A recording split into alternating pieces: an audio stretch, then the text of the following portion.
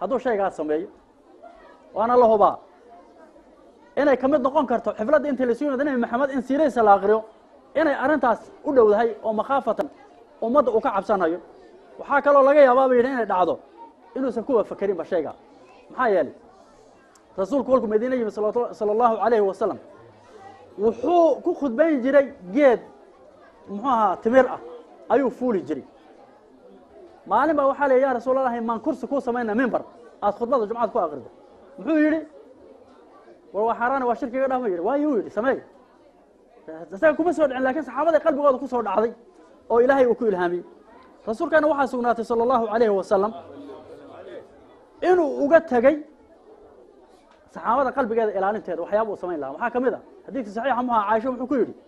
haddaanan qoladaada ayna ahayn buu qola hadda soo islaantay oo gaalnimo mar dhow ka soo islaantay kacbada waan dumin lahaa buu markaasaan dhismihii nabi ibraahim waagii hore uu ku dhisay yaan geyn lahaa buu waayo waagii ay kacbada gubatay yaa qurashantay nafaqadii ka yaraatay muxuu ahaa kharashkii yaa haaf ka dhigeen kacbada way soo gaabiyeen cabdullaahi bin zubayr markii dambe waa kii xagga geeya dhisay ee meeshii geeyey ilaa xadiidkan ayaa la sooma marka waxyaabo badan waxaa jira ilaalin uu qalbiga ilaalinaya muxuu ahaa saxaabadiis oo u sameyn waayo uga tagay baa jiraan marka ikhwaani waxay leeyihiin mawliidka waa mushaabaha nasaariya yahuud ayaa la shabahaya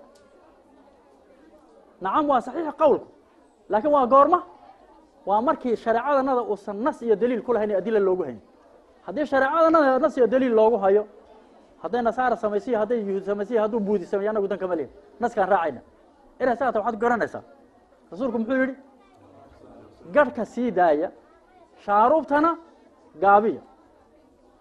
nimanka qisiisiinta la yidhaha wadaadada kirsiga yuhuudda iyo ruhbaanka ayagaa ugu gadheer nimanka naqnaqlaynhaya mee garhka iska xiraan marka oo khilaafaan nimankan garhka ma iska xiraan waa ina garhka iska xiraan marka maxaa yeelay khilaafaa la yidhi haddii sharciga islaamku uu shaygu nas kule daliil ku leeyahay yahuudi oo dhan iyo nasaara hadday samaynayso aniga shekada ii taalla maaha waxaad garanaysaa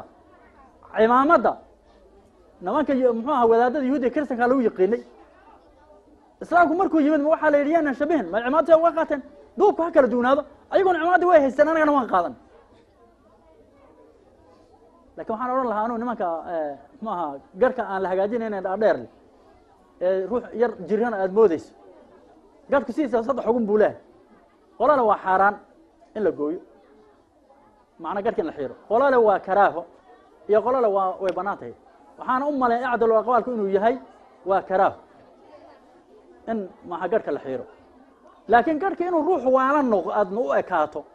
oo ruux majnuuna lagu maleeyo oo inta la iska sii daayo xabadba oo weliba haddaad garh weyn leedahay waa baroon tahay waxaa laga yahay 5 xabo mid meel ka soo baxday inaad leedahay markaasaad ruuxi meel ugu kacaya war saas maaha waxaas kale loo baahan garhka waa inuu qof garh la ilaaliyo oo muxuu ahaa maradaada haddaadan dhaqin soo majnuun ma noqonaysa wuxuu yidhi waxaan odhan lahaa bu yidhi nin ba hadda ka hor taasoo kale ka hadlay waxaan odhan lahaa bu yidhi nimankan garhka xunxun ee macnaha mawlidka durhaya sidii ninkii shaacirka ee la odhan jiray muxuu ahaa mutabani uu yidhi baan odhan lahaa muxuu mutabani baa niman show saasoo kale arko uu duray wuxuu yidhi alaa layta lixaa kaanad xashiishan fanudcimaha khuyula lmuslimiin u yidhi garhkan dhaadheer ee jinni waxaan jeclaan lahaa bu kol hadduu qofka garhka ku yaal una baraka lahayn inuu xashiish noqdo caws iyo doog uu noqdo oo dadka muslimiinta fardahooda muxuu aha islaamka wuxuu qabanaya inay daaqaan ay cunaan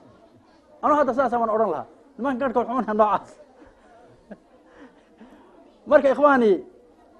mawliidku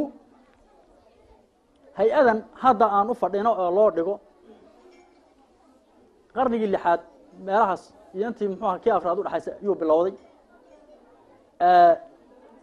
bal waxaa marka rabnaa inaan wax yar ka nidhaano kolkii mawliidka habkanaan hadda aan u samayno lagu bilaabay yaa radiyey oo ka hadlay sideedabana shaygu xukumkii markuu yimaado waxaa loo bandhigahayaa kitaabka qur-aanka iyo sunnada iyo ijmaaca iyo qiyaaska intaa haddii looga waayo meel waa jiraan usuul fiqiga waxyaalo kale oo jira oo sharcu man qablana iyo musaaxabe iyo muxuu aha istixsaan iyo muxuu ahaa wax la yidhaahdo masaalixul mursala yaa jiraan laakiin waa la isku khilaafa laakiin inta muhimka waxa weeye qur-aanka xukumkii laga waayo sunnada xukumkii laga waayo ijmaaca iyo qiyaaska jeliga waa loo bandhigay wax khilaafsan baa la waayey khalaas وقيبت دين تكمله marka yaa ka hadlay wax ka hadlay oo mawlidka wax ka sheegay inta anigu aan ogahay waxa jira nin la yiraahdo ibn al-Hajj waa nin madhabka maaliga haysto ash'ariya oo sunniya ninkaasina muxuu yiri waaka inta ugu muctabarsan tarjumada hore weeyaan waliba ninka waxa lagu yaqaanay ragga afka kulul oo aad bidcada ula dagaalam wuxuu yiri wa min jumlati ma ahdathu min al-bid'i waxyaabaha dadku ay keenaan waxa kamid ah bidcada مع اعتقادهم أن ذلك من أكبر العبادات أيوة ولما آمسا إن العبادات كأبوا وين يهين ما يفعلونه في شهر ربيع الأول وحيالها بشهر ربيع الأول السميان من المولدة وقد احتوى وحونكوا بالمولد كأي سمياني على بدع ومحرمات بدعوين بضم وحنبارسين يهيبون مركاسو وحور فمن ذلك بدع أي وحنبارسين وحاكم مضع المغاني هاست ومعهم آلات ضرب يقربان كلا قراع هيو ومن الطار المسرسر ومن الشابات قبلها دليرada muxuu gabdhaha oo daayarta iyo waqayri dalik markaas si wada wuxuu yiri iyo caaday muxuu ahaa damimo oo falxun fi kawnihim yashtaghiluna fi akthar al-azmina ayagoo waliba inta badan zamanka ku mashquushan allati fadalaha Allah azminada ilaahay u fadilay oo wacadamaha u weyneeyay bibid'in ay ku mashquushan yihiin muharramat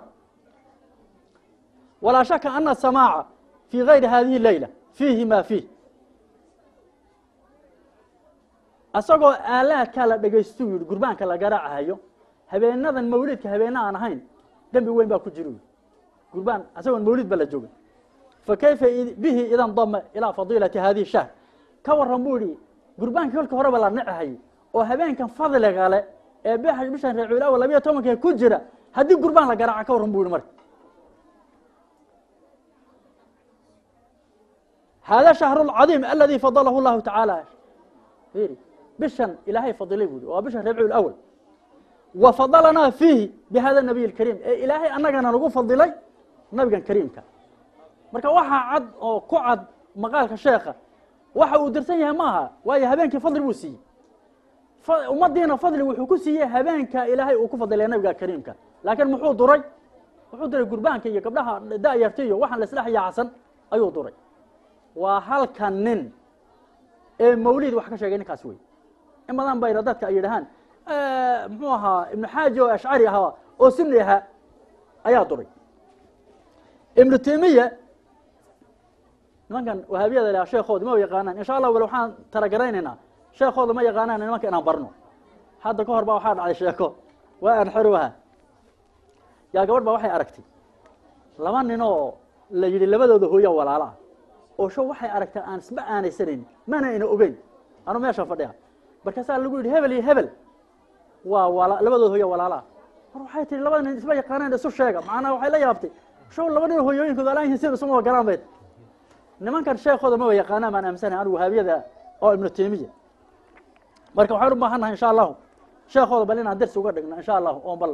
balaayada ku aasan aan marka hadal hadii la yiraahdo ibn Taymiyyah waa nimankan sheekhoda أنا أنت أنا كمولد دور كتابه كهذا وحاكمية كتاب كيس صدر يتدبر مجلدة وفتاوى ابن تيمية اللي روان هيا كان سجى إن يرب قدره وحقدره ويري إن لقد نكتب موسم ما بنانا إن هبن كو إلا جليو واسك بنان توري هبن كو إلا جليو لفظ ساس كله هذيك سد كتاب كان وحلا يقتضاء الصراط المستقيم أسرع أسكال كتب تسمى مؤلفات كمية واللي عام كا وحيري وكذلك وحاكمذا بدعة ما يحدثه بعض الناس وحيابها ذاتك قار أي كيانين إما مداهاة للنصارى إن أيتها وحاسي شبهتان أمر راعيدة كته راعها النصارى في ميلاد عيسى نصارى